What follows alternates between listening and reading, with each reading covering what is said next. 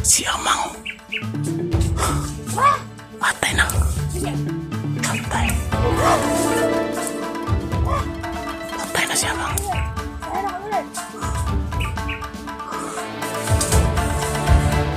Patay na. May salamat. Umalis si Amang. Kakapangin mo.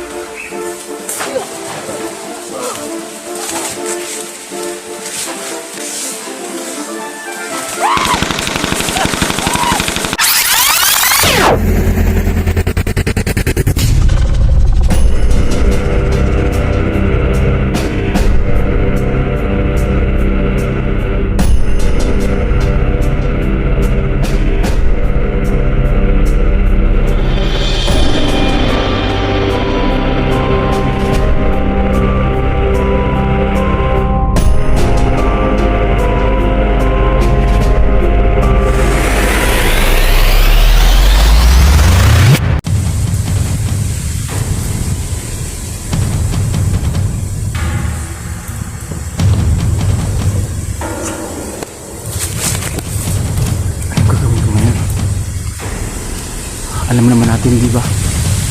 Si Commander Amang ay binabasbasan ni Commander Diablo o ni Kusak. Kaya alam natin yung kakayahan ni Amang. Sigurado mo, babantayan niya ako pag lagi ako nakasunod. Diyos ko, tulungan niyo ako. Anong gagawin ko ngayon dito?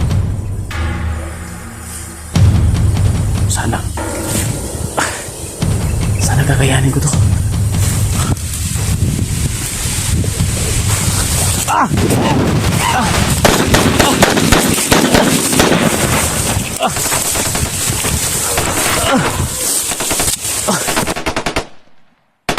Utang na kayo! Wala niyo bata!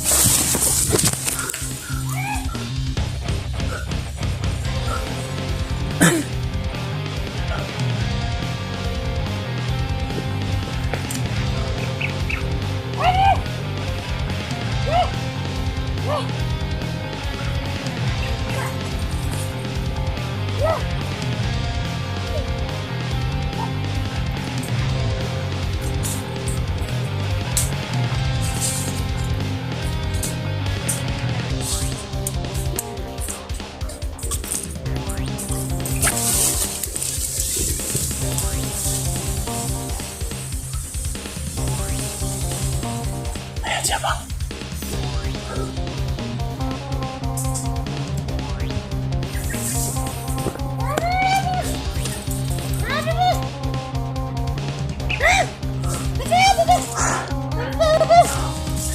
Patay.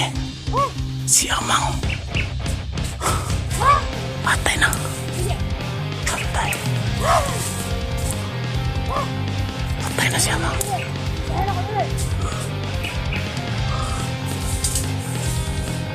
Patay na. May salamat. Umalis si Amang. Kakapangin mo.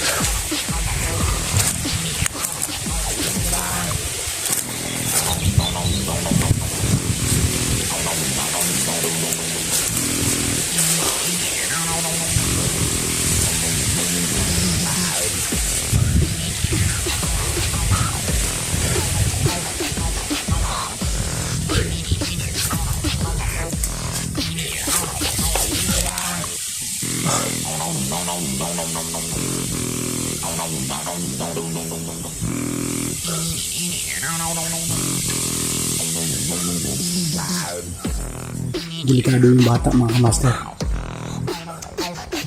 Kasi pag hindi yun madali yun, re-rescue yung bata. Iaalay siya ni Kusak. Gagawin yung alay yung bata. Dahil sa pagkakadinig ko kanina, itutuloy din nila yung balak na mag-alay kang Kusak. Dahil si Kusak daw ay tagilid daw. Kasi nakikita na wala daw inirihiya. Dahil natalo daw ni Maxom. So si Kusak kailangan ng alay para babalik yung ano niya, kapangyarihan kumbaga.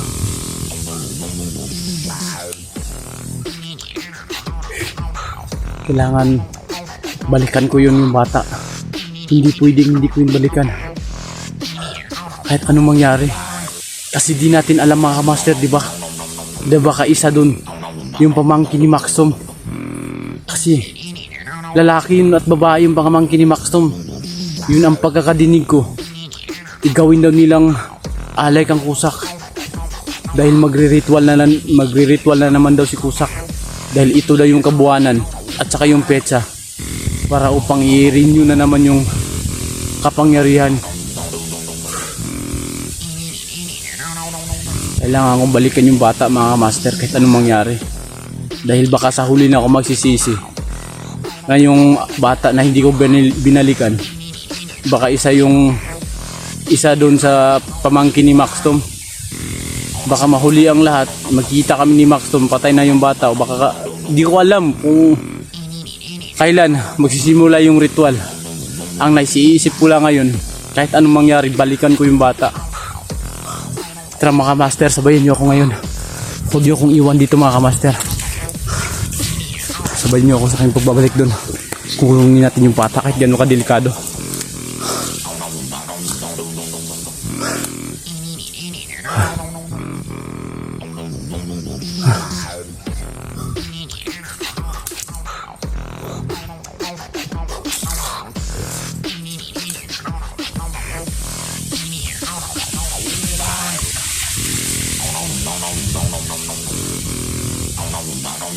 May mga patibong dito.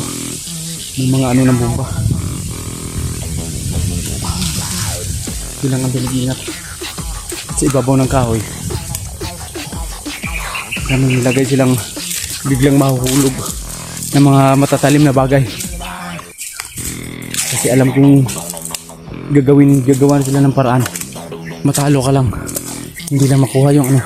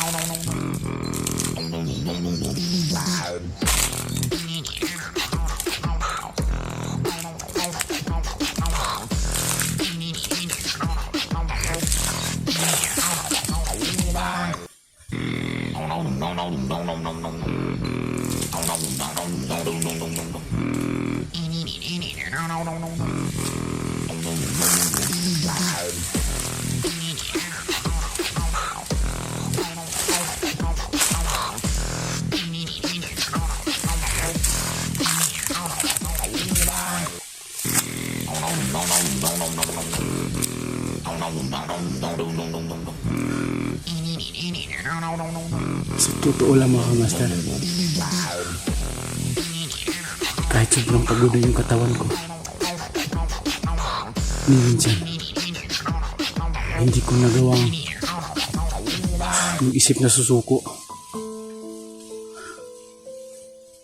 Kahit alam ko yung katawan ko ay pabigay na. Yung bang feeling mo mga kamaster na hindi na talaga okay yung pakiramdam mo. Pero sa kabila ng lahat, pinipilit mo pa rin lumaban. Pinipilit mo magpakatatag. Dahil alam mo sa sarili mo na may mission ka pang dapat tapusin.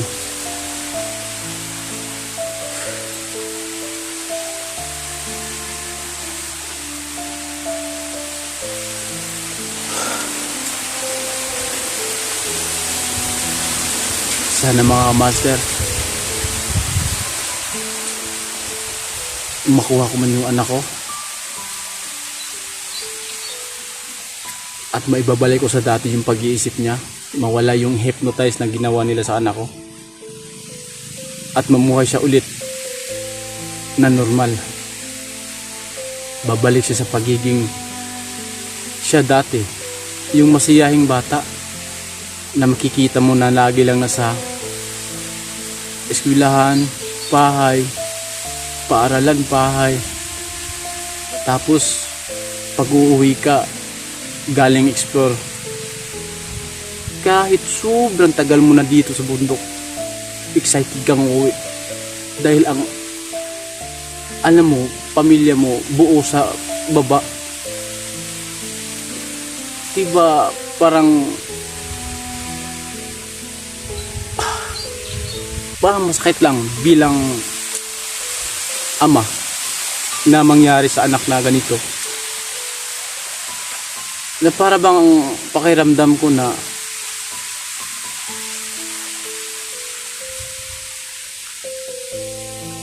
mga kamaster, na para bang sa huli ng istorya para bang kami yung maglalaban. Kasi dati binabalaan ako ni lolo Gimo o ni tatay Gimo na kami daw ang magtutuos sa huli. Sana mga kamaster hindi mangyayari yun.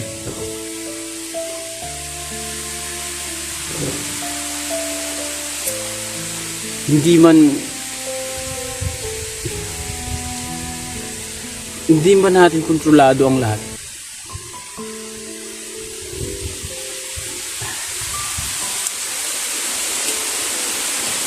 Hindi man hawak natin yung mga bagay na dapat sanang hindi mangyari.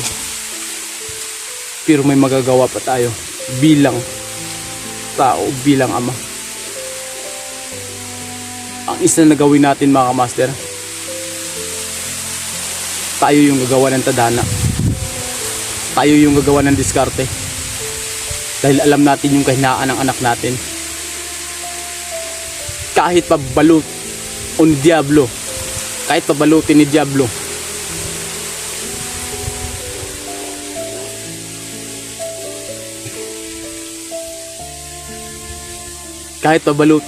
yung katawan at isip ng anak ko, alam ko dito sa puso ng anak ko may mararamdaman pa siya tuwing magkikita kami. Dahil ama ko. Yan ang gagawin ko mga kamaster. Tayo yung gagawa ng milagro. Tayo yung gagawa ng desisyon. Tayo yung gagawa ng paraan. Dahil alam natin yung kahinaan ng anak natin. Sana sa huling hantungan, kung saan man tumatapos yung kwento to, sabayan nyo ako mga kamaster. Dahil hindi lahat ng panahon ay mananaig yung kasamaan. Kailanman kabutihan yung mananaig.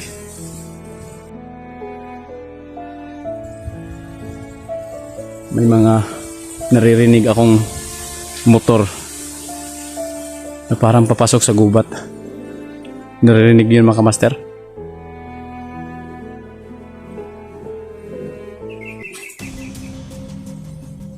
Isa na naman yan sa may dalang mga bata. Hinatid na naman yung mga bata sa gubat.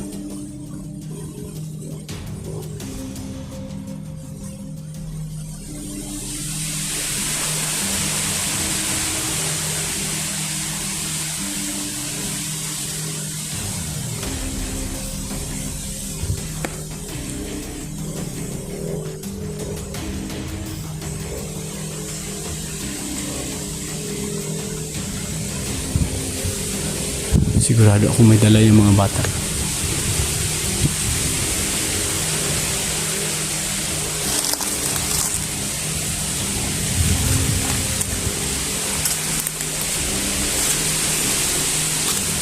Baka kinarga na yung bata dun.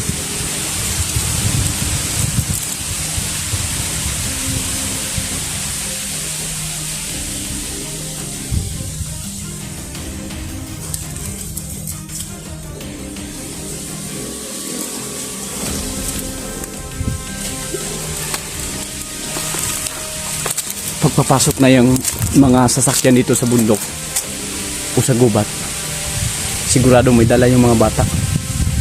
Yun ang alamin natin kung saan dadaan yung mga sasakyan nila. Mga motorsiklo yan, oh. Narinig yan. Laka. Yan, oh. Ito ang patunay, oh. Hindi natin pwedeng dali-dalihin yan, oh. Ito ay nagtataglay ng orasyon. Ito ang ano ng usa. Sungay ng usa yan, oh. Yan, oh. Binabalutan nila ng pula. Basta may pula, mga kamaster, may orasyon yang nilalagay. Yan ang sungay ng usa. So dito, sigurado dito sila dumadaan lagi. Kung di man dito lagi dumadaan, may nakabantay dito ng pang-orasyon. Tayo mag-ano dito. Pero hindi tayo natatakot, mga kamaster, dahil alam natin yung bisa nito. At napatunayan ko na to yung bisa nitong binigay ni Tatay Gimo.